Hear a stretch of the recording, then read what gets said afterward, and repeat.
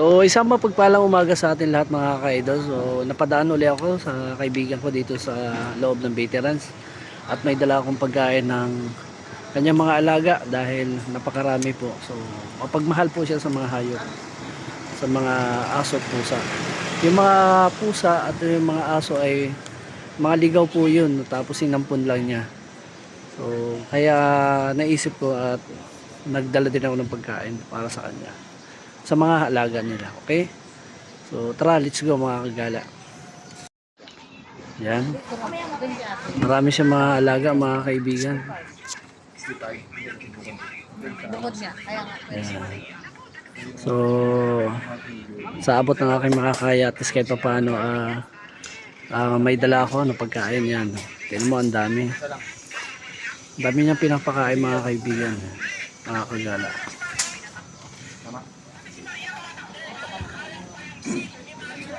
So God bless po. Mahalin na mana ng Mountain Dew.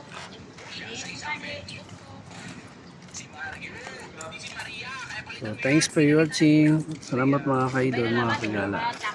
Share the blessing tayo sa mga alaga niya. Sabi o. Tama na sa'yo, nakakawa ka na yung diwa. Di pa naman makapinipets ko yun. Eh, Di pa naman. marami naghihintay. Maghihintay yung mga tribo. Oy, Step, hop, hop, hop, hop. Ah, sikang batch. hop. Yan mga kaidol. Sandali lang. Thanks for watching. Time out muna. Sa mapagpalang umaga po sa atin lahat. Okay, thank you. Oh, kawawa naman yung wala. Yan, hati-hati lang, hati-hati. Ating kapatid. Yan. Hindi nang magmumunpati ang... Kita nyo mga kagala, di ba, ang dami. O yan, maampun lang po niya yun.